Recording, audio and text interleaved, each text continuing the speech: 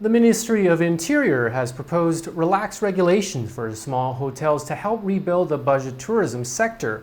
The Constitutional Court will meet this week to discuss Prayut's future, and a high-profile accused rapist shows up to court with video evidence of his own doing.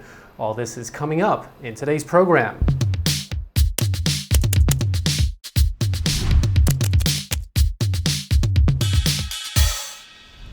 You're watching Thailand News Today, bringing you the latest top stories in Thailand and beyond. My name is Jet Gunther, and in our first story, the Ministry of Interior said its proposal to allow small hotels to operate as homestays would significantly benefit locals and help rebuild the budget tourism sector. The plan would expand a homestay exemption in the Hotel Act for small businesses with no more than 20 guests in no more than 4 rooms, increasing the maximum size and occupancy to 10 rooms and 30 guests. Under the new proposal, local people can open a homestay as a side business to increase their monthly earnings. In doing so, it will provide a better variety of accommodation options for tourists, especially those on a budget. But the Thai Hotels Association came out to oppose it, warning that allowing individuals to open larger homestay businesses will decrease safety and security and allow small hotels to avoid paying property taxes. People who own apartment buildings or condos could use this exemption as a loophole, and besides not having to pay hotel taxes, these homestay businesses could circumvent regulations to benefit the environment and security and safety standards. Wastewater and waste disposal regulations would not apply to these small hotels, as well as requirements for fire alarms and extinguishers, among other health and safety standards. The THA president added that if these small hotels are not required to report who stays on their properties, they could become havens for criminals laying low. So the THA has requested a public hearing on the matter, petitioning the Department of Provincial Administration, which operates under the Ministry of Interior, to take action. They claim the regulations intended to help small businesses would actually do more harm than good, creating an unfair advantage for small businesses. The association says they do support an expansion of regulations to cover unique accommodation types, such as camping or floating hotels. The new major hike in penalty fines for traffic violations that was announced before the weekend has been retracted. But when they do go into effect, repeat offenders will be further penalized, and a new system will ensure fines are consistent across Thailand. The deputy director of the Royal Thai Police's Traffic Operations Center says that more time is required to properly get the word out about the new fees, and announced that they will not go into effect for another 3 months. During that time, teams of police officers will set out to raise awareness of the new stiffer fines for traffic violations. The Land Traffic Act was amended to increase the fines for rule breakers, hopefully dissuading drivers from engaging in dangerous behavior. And yesterday, the amendments were officially endorsed. But the deputy director announced that police will continue to hand out old penalties, along with information about the more expensive fees coming soon. He said, quote, "The newly amended traffic law carries fines of up to 4,000 baht for running a red light or violating the speed limit. But during this transition period, officers will issue tickets of no more than 500 baht, along with a warning that subsequent fines will be much steeper."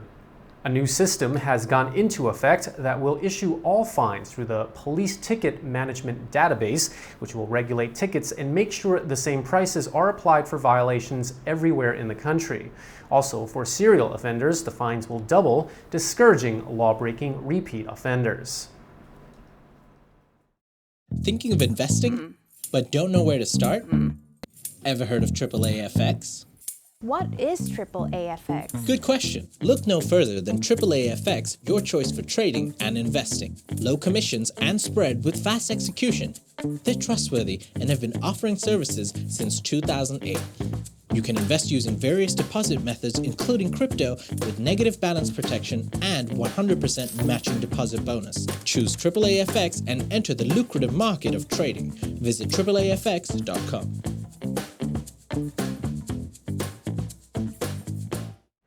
The decision on Prayut Chan-o-cha's future and the prime ministership may be decided this week, as the Constitutional Court scheduled a special meeting on Thursday to discuss it. Last Thursday, his legal team submitted a 30-page document that laid out his defense against all the arguments regarding his term limits to the Constitutional Court. The court will review this document as well as statements from two legal experts. The first is Pakon Ninprapan, who was previously Secretary General of the Charter Drafting Committee and now serves as the Secretary General of the Council of State, which is in charge of giving the government legal advice. The second is Michai Rishupan, who also worked at the Charter Drafting Committee, serving as chair. The second is Michai Rishupan, who also worked at the Charter Drafting Committee, serving as its chair. The details of the two legal experts' submissions and opinions on Prayut's term limit end date have not been made public. Although the Constitutional Court is set to discuss Prayut's fate since being suspended as Prime Minister on August 24th, they stated that a decision would only be announced if the court was in unanimous agreement. If any of the judges have doubts or require more information, they may request further evidence and put off a ruling until a further meeting of the court. The Constitution adopted in 2017 lays out the term limit clearly in Section 158, but does not specify whether if it is retroactive. Many argue that the 8-year countdown began in August of 2014, when Prayut was first officially appointed to the role after seizing power in a military coup. But the main bone of contention is that the Constitution was not ratified until 4 years later. Others argue that the legal start date of his term was April of 2017, when the Constitution was published in the Royal Gazette after being signed by His Royal Majesty King Vajiralongkorn. The Thai actress who was allegedly drugged and raped was shocked when the accused, Apidit Intulak, showed the court a video that he secretly recorded of the incident. The singer, songwriter, actress, and her lawyer, Sitha Biabangkud, visited the criminal court and witnessed the video Apidit presented to the court. The lawyer and actress also introduced more evidence to the court, which includes a screenshot of the chat box, and submitted another refusal of bail to the court. Sitha added that the suspect submitted a video of himself and the actress to the court as well. Sitha said the suspect revealed only some parts of the video, and that part clearly showed that the actress had refused him even though she was about to lose her consciousness. The actress informed the media that she was shocked and hurt to see the video. She did not know he recorded a video of her that night, adding that she is worried that the video might be leaked into the public domain. According to the report, Apidit requested bail for the third time yesterday afternoon. The court will decide about this bail later today. And in local tech news, a device has been invented to replace monkeys climbing coconut trees. Even our primates are not safe from machines stealing their jobs. Monkeys climbing coconut trees have been an icon in Thailand for years, but have also drawn the ire of animal rights groups like the People for the Ethical Treatment of Animals.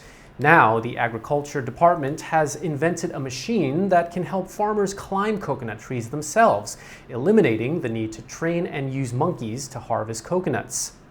PETA released a report 2 years ago that pointed a finger at coconut farmers in Thailand, alleged that they abused monkeys to have them pluck coconuts from the tall trees. Fearing that the negative attention from animal lovers would damage the reputation of Thailand's famous coconut export industry, the Agriculture Department set about creating a solution to replace monkeys on coconut farms. The resulting contraption looks like leg braces, but employs a belt to not only help farmers climb the trees, but to do so safely.